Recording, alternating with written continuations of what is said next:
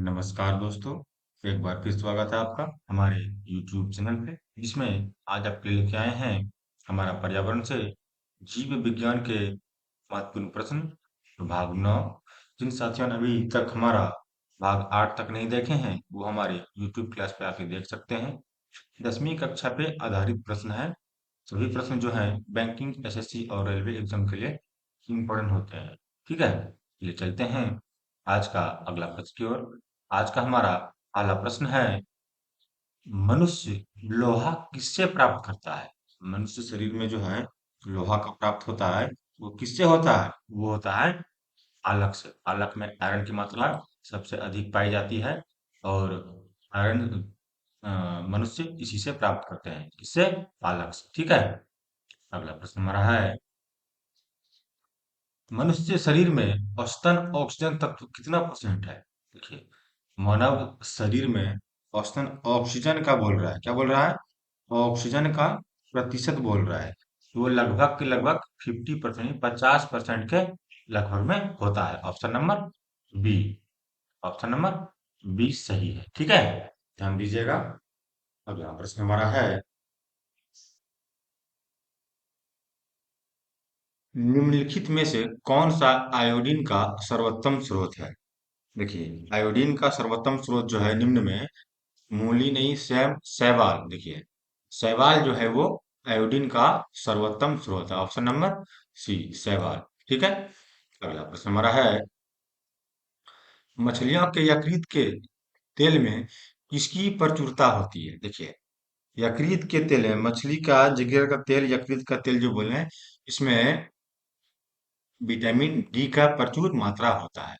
और vitamin D सूर्य की प्रकाश यानी धूप से हमें प्रचुर मात्रा में भी मिलती है। तो ध्यान रखिएगा, मछली का यकृत के तेल में विटामिन डी की प्रचुरता रहती है। अगला प्रश्न हमारा है, विटामिन डी के सृजन में निम्न में से कौन सा पाया जाता है?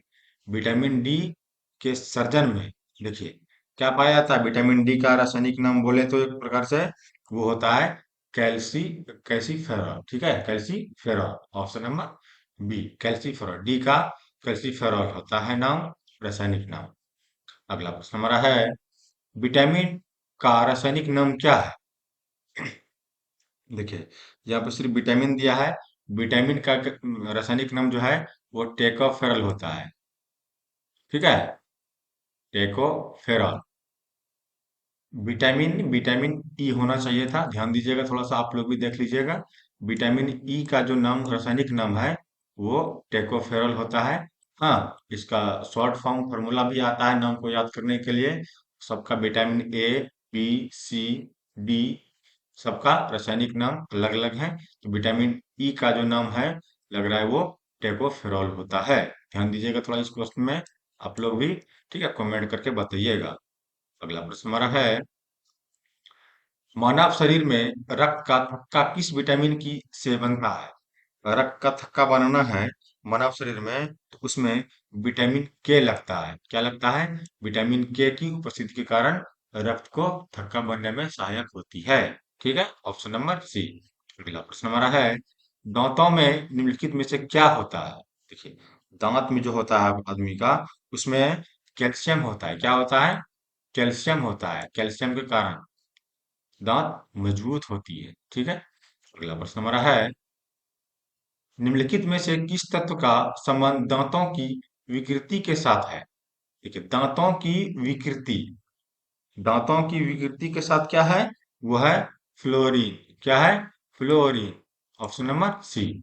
अगला प्रश्न हमारा है, हृदय की धड़कन को नियंत्रित करने के लिए निम्न में से कौन सा खनिज आवश्यक है?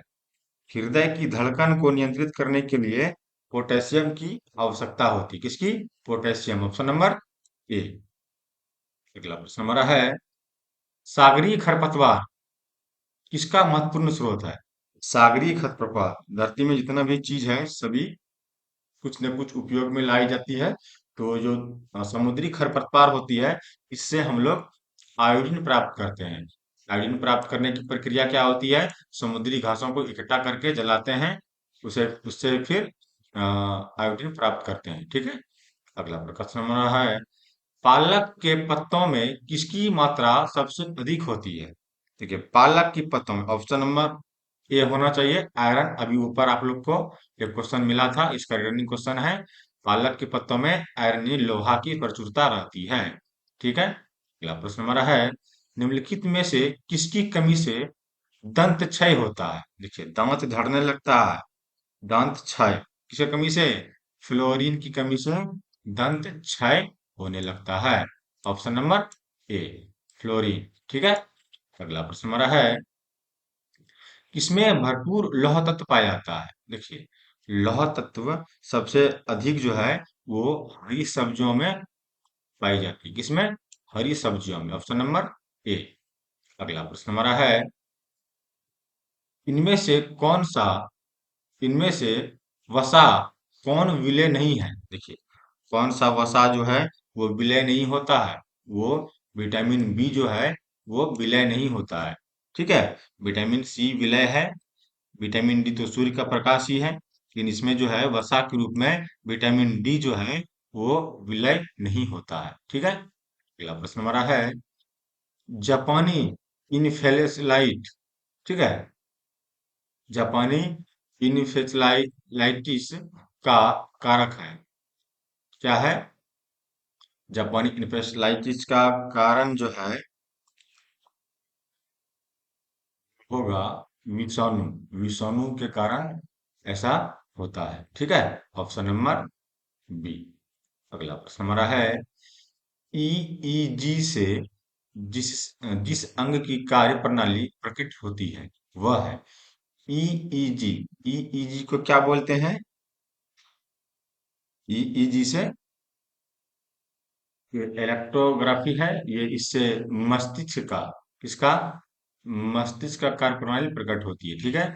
अगला प्रश्न हमारा है, कैसीन दुग्ध होता है? कैसीन दुग्ध जो होता है वो कैसा होता है? वो प्रोटीन होता है। क्या होता है? प्रोटीन होता है। अगला प्रश्न हमारा है, किस तत्व की कमी के कारण घेंघा रोग होता है? घेंघा रोग आयोडीन की कमी के कारण, ये तो सबको पता ही होगा कि घेंघा रोग आयोडीन की कमी से होता है। इसमें गला का मोटा होना, फूल जाना होता है। अगला प्रश्न हमारा है, मानव शरीर में संक्रमण को रोकने में मदद करता है? जो संक्रमण को रोकने में मदद करता है वो करता है विटामिन ए। कौन करता है? विटामिन ए जो है वो संक्रमण को रोकने में मदद करती है। Option number A. अगला चलते हैं, अगला प्रश्न हमारा है, निम्नलिखित में कौन सा रोग रक्ताधान द्वारा नहीं फैलता? ठीक है, रक्तादान द्वारा नहीं फैलता है, वह है टाइफाइड। क्या है? टाइफाइड। अगला प्रश्न हमारा है, कैंसर के उपचार के लिए प्रयुक्त रेडियो आइसोटोप है? देखिए, कैंसर के उपचार के लिए जो रेडियो टाइप है वो है कोसिस्टीन। क्या है? कोसिस्टीन। ऑप्शन नंबर बी, कैंसर के उपचार के लिए रेडियो आइसोटोप है। अगला प्रश्न हमारा है, मनी माता, मिनी माता भी कहीं मिलता है, रोग है, रोग का कारक है। मिनी माता रोग का कारक जो है वो है पारा। क्या है? पारा। ऑप्शन नंबर डी, पारा। ठीक है।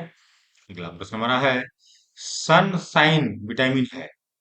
सनसाइन, सनसाइन विटामिन जो है, सन मतलब सूर्य, सूर्य की प्रकाश, साइन मतलब प्रकाश की, जो है vitamin D, sunshine vitamin D. ये भी ध्यान रखिएगा, सनसाइन विटामिन है विटामिन डी, सन मतलब सूर्य। अगला प्रश्न हमारा है, पित्त ज्वार संचारित किया जाता है? पित्त ज्वार जो है वो इडीज द्वारा, क्या करता है? इडीज द्वारा संचारित किया जाता है। ऑप्शन नंबर सी, इडीज। अगला प्रश्न हमारा है, निम्नलिखित में कौन सा रोग संक्रामक है? कौन सा रोग जो है संक्रामक रोग है? वो है डिप्थीरिया। डिप्थीरिया रोग जो है वो संक्रामक रोग है। Option number B. अगला प्रश्न हमारा है, निम्नलिखित में कौन सा रोग प्राय वायु के माध्यम से फैलता है? देखिए, वायु के माध्यम से फैलने वाला रोग है प्लेग। प्लेग रोग जो है वायु की द्वारा फैलती है। ठीक है। प्लेग रोग किसमें होता है? ज्यादातर कभी कभी देखते हैं कि चूहों में पाया जाता है ज्यादातर के। ठीक है। अगला प्रश्न हमारा है, निम्नलिखित में से विटामिन कौन सा है? देखिए, विटामिन निम्न में जो दिया गया है, फोलिक अम्ल, लैक्टोनिक अम्ल, ये इसमें विटामिन जो है वो फोलिक अम्ल ही विटामिन है। क्या है? फोलिक अम्ल ही विटामिन है। Option number A. अगला प्रश्न हमारा है, छिली हुई सब्जियों को धोने से कौन सा विटामिन निकल जाता है? देखिए, सब्जी जो छिला हुआ है उसको धोने से विटामिन सी निकल जाता है, इसलिए सब्जियों को हमेशा धो के ही काटना चाहिए और छीलना चाहिए। ठीक है। अगला प्रश्न हमारा है, निम्न में कौन सा प्रोटीन दूध में पाई जाती है? देखिए, दूध में पाए जाने वाला प्रोटीन है वो है, ऊपर भी क्वेश्चन आया था, ये केसी दूध में पाया जाता है। ठीक है। तो आज का हमारे के लिए हमारा इतना ही। सभी कम्पिटिटिव एग्जाम के लिए हमारे चैनल जो कि डिस्को क्लासेस के नाम से है उसे आप सब्सक्राइब करें, लाइक करें, कमेंट करें, अपने दोस्तों के साथ शेयर करें। साथ ही बेल का घंटी दबाएं ताकि हमारा आने वाला वीडियो आपको सबसे पहले प्राप्त हो। तब तक के लिए हमें आज्ञा दीजिए। धन्यवाद। जय हिंद।